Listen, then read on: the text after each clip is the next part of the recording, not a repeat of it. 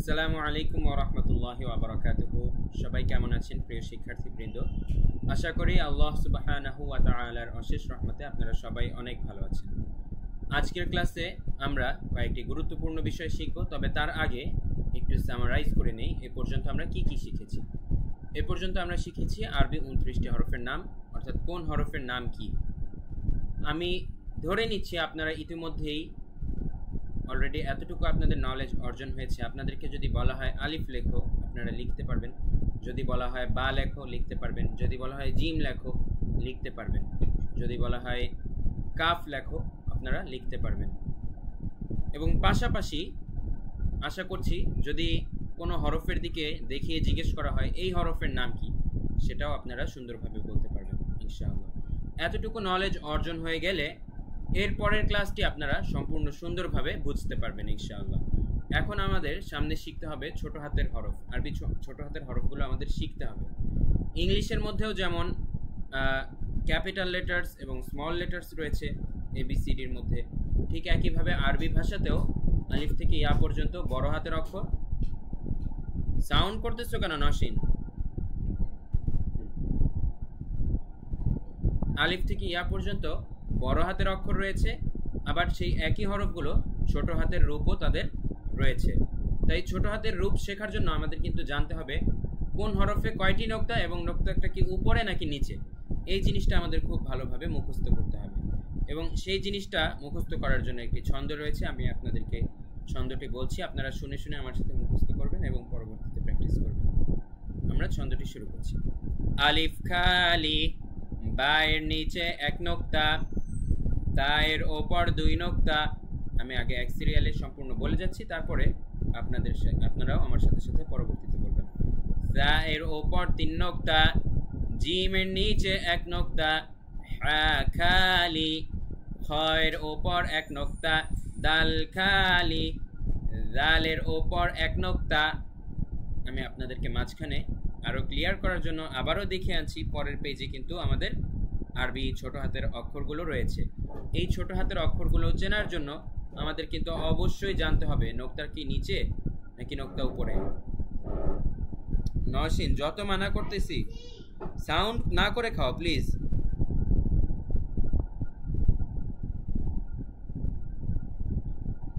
এই আরবি ছোট হাতের অক্ষরগুলো চিনতে হলে আমাদের কিন্তু অবশ্যই স্পষ্ট ধারণা থাকতে হবে বায়ের নোক্তা কি নিচে নাকি উপরে, নোক্তা কি এখানে একটা নাকি দুইটা, সেই বিষয়গুলো আমাদের মুখস্থ থাকতে হবে। ঠিক একইভাবে প্রত্যেকটা হরফের নোক্তা আছে নাকি নাই, থাকলে সেটা কি উপরে নাকি নিচে, কয়টা নোক্তা, এই দুই তিনটা বিষয় আমাদের খুব, নোক্তার পরিচয় আমাদের খুব ক্লিয়ার থাকতে হবে। সেজন্যই আমরা এই ছন্দটি মুখস্থ করছি।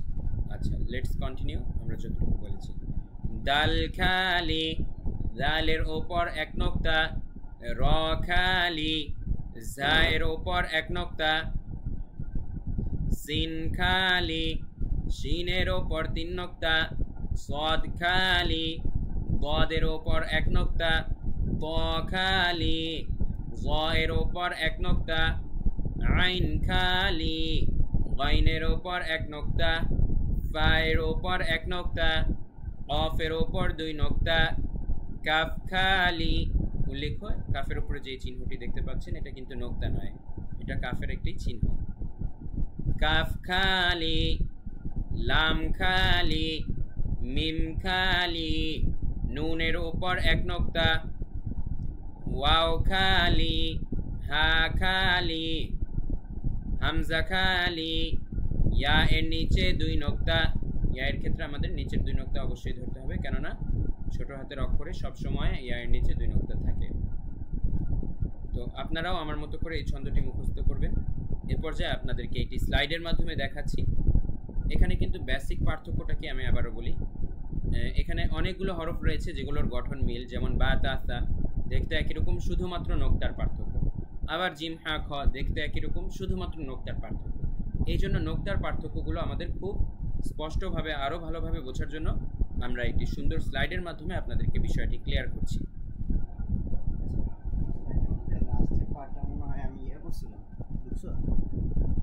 ঠিক আছে, স্লাইডে মনে হয়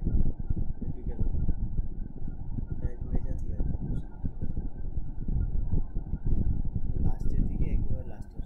আচ্ছা, প্রেজেন্ট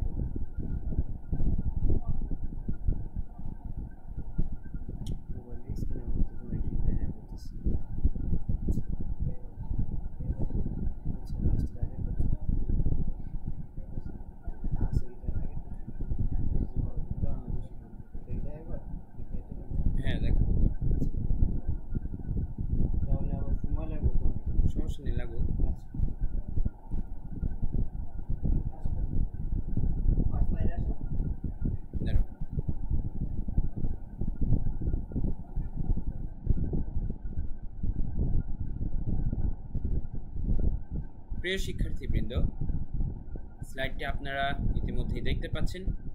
চলুন স্লাইডের ভেতরে আমরা প্রবেশ করি। দেখুন, বা, তা, সা এই তিনটি হরফের আকৃতি একই রকম। এরকম একটি নৌকার মতো শেপ আপনারা এখানে দেখতে পাবেন। শুধুমাত্র নোক্তার ভিন্নতার মাধ্যমে তিনটি হরফ আলাদা আলাদা হবে। আমরা যদি নোক্তাটা নিচে দেই, বা এর নিচে এক নোক্তা, একটু আগে আমরা ছন্দের মাধ্যমে শিখে এসেছি। বা এর নিচে এক নোক্তা, নোক্তাটা নিচে থাকলে বা, নোক্তা যদি উপরে থাকে এবং দুইটা থাকে তাহলে সেটা তা।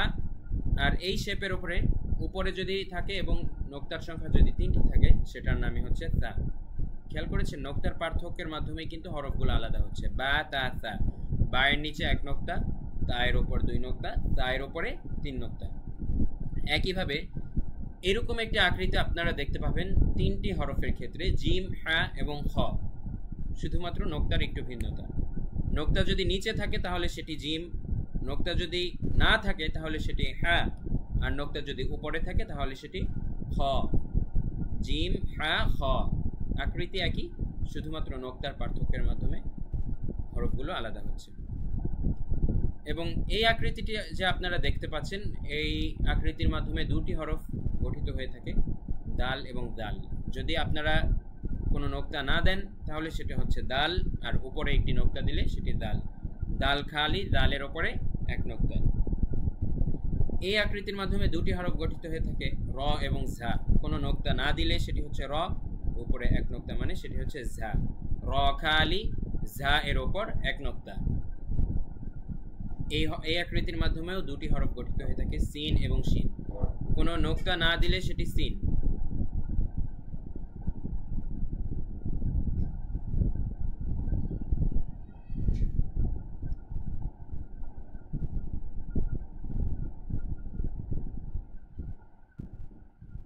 কোনো নোক্তা না দিলে সেটি হচ্ছে সিন, এবং যদি নোক্তা থাকে এবং উপরে পাশাপাশি তিনটি নোক্তার সংখ্যা তাহলে সেটি হচ্ছে শিন। তার মানে সিন খালি, শিনের ওপর তিন নোক্তা। এই আকৃতির মাধ্যমে কিন্তু দুটি হরফ গঠিত হয়ে থাকে, সদ এবং দদ। সদ খালি, দদের উপর এক নোক্তা। যদি নোক্তা না থাকে তাহলে সেটি সদ, এবং উপরে যদি একটি নোক্তা থাকে তাহলে সেটি দদ। আবারও বলুন, সদ খালি, দদের উপর এক নোক্তা। ত এবং জ এই আকৃতির মাধ্যমে গঠিত হয়ে থাকে। যদি কোনো নোক্তা না থাকে তাহলে সেটি ত, এবং উপরে একটি নোক্তা থাকলে সেটি জ। বলুন, ত খালি, জ এর ওপর এক নোক্তা। এই আকৃতির মাধ্যমেও দুটি, আইন এবং গাইন। কোনো নোক্তা না থাকলে সেটি হচ্ছে আইন, উপরে একটি নোক্তা থাকলে সেটি গাইন। বলুন, আইন খালি, গাইনের ওপর এক নোক্তা। এটি হচ্ছে ফা এবং অফ, অনেকটা কাছাকাছি, তবে একটু পার্থক্য রয়েছে এখানে। যদি কোনো নোক্তা না থাকে সেক্ষেত্রে হচ্ছে, যদি এখানে একটি নোক্তা থাকে তাহলে সেটি ফা, এবং যদি দুটি নোক্তা থাকে তাহলে সেটি হচ্ছে অফ। সবাই বলুন, ফা এর ওপর এক নোক্তা, অফ এর ওপর দুই নোক্তা। এটি হচ্ছে কাফ এবং লাম, অনেকটা কাছাকাছি তবে কিছুটা ভিন্নতা রয়েছে। যদি মধ্যখানে পেঁচানো একটা চিহ্ন থাকে সেটা হচ্ছে কাফ, আর যদি এটা সম্পূর্ণ রাউন্ড থাকে শেপটা এবং কোনো চিহ্ন না থাকে সেটা হচ্ছে লাম। তাহলে আমরা বলি, মধ্যখান পেঁচানো কাফ, লাম খালি। তো হরফের নামের পার্থক্যগুলো আমরা এখন দেখি। এটা হচ্ছে তা, এটা হচ্ছে ত। উচ্চারণ কাছাকাছি তবে ভিন্ন, দেখতে আলাদা এবং উচ্চারণও ভিন্ন। কাছাকাছি হলেও উচ্চারণে কিন্তু পার্থক্য রয়েছে। দেখাচ্ছি, তা, প, তা, প। তারপর এটা হচ্ছে হা, হা, হা, হা। এটি বলতে হবে গলার ভেতর থেকে, প্রথমটি হা, পরেরটি হচ্ছে নর্মালি হা, হা, হা। সিন, শিন, সিন, শিন, সিন, শিন। কাফ, অফ, কাফ, অফ, কাফ, অফ। ঠিক আছে। যে হরফগুলোর উচ্চারণ আমরা বেশি ভুল করি সেটাও আমরা দেখাচ্ছি। এখানে যে কয়টি হরফ আপনারা দেখতে পাচ্ছেন, টোটাল কতটি আমি দেখাই, 1 2 3 4 5 6 7 8 9 10 11। মাত্র এই 10টি কিংবা 11টি হরফের উচ্চারণ আপনারা ভালো মতো শিখে যেতে পারলে আপনাদের আরবি উচ্চারণ আর কখনোই কঠিন লাগবে না ইনশাআল্লাহ। কেননা শুধুমাত্র এই 11টি হরফের উচ্চারণ বাংলার থেকে ব্যতিক্রম, বাংলা এগুলি হয় না, এবং শুধুমাত্র আরবির ক্ষেত্রে এগুলো স্বতন্ত্র। আমরা আগেও দেখিয়েছি, এখন আরও আলাদা করে দেখাচ্ছি আপনাদের অধিকতর সুবিধার জন্য। সা সা সা সা না বলে বলতে হবে সা সা সা। তারপরে বলতে হবে হা হা হা। অনেকেই বলে থাকে হা, হা বলা যাবে না, বলতে হবে হা হা। এখানে বলতে হবে জাল জাল। অনেকে জাল বলে থাকে, বলা যাবে না, বলতে হবে জাল জাল। এটা বলতে হবে ঝা ঝা ঝা। তারপরে এটা বলতে হবে সদ সদ সদ। বদ বদ বদ। এটির ক্ষেত্রে বলতে হবে প প প। জ জ জ। আইন আইন আইন। গাইন গাইন গাইন। কফ কফ কফ। অনেকে বলে থাকে কফ, কফ বলা যাবে না, বলতে হবে কফ কফ কফ কফ কফ।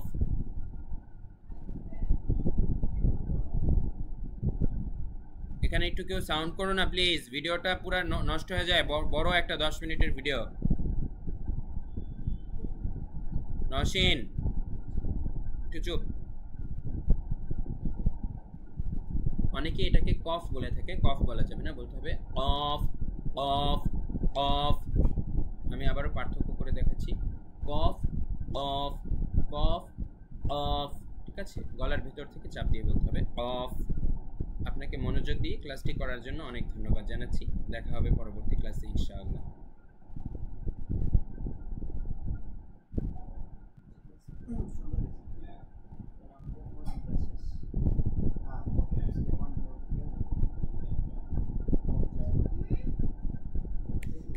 মনে হয় না। দাঁড়াও দাঁড়াও, তুমি যে খায় নিলে না, এটা তো পুরো ঠান্ডা হয়ে গেছে। আমি গরম করে এনে দিয়েছে, আর ভিতরে তো আমি গরম করে দিই।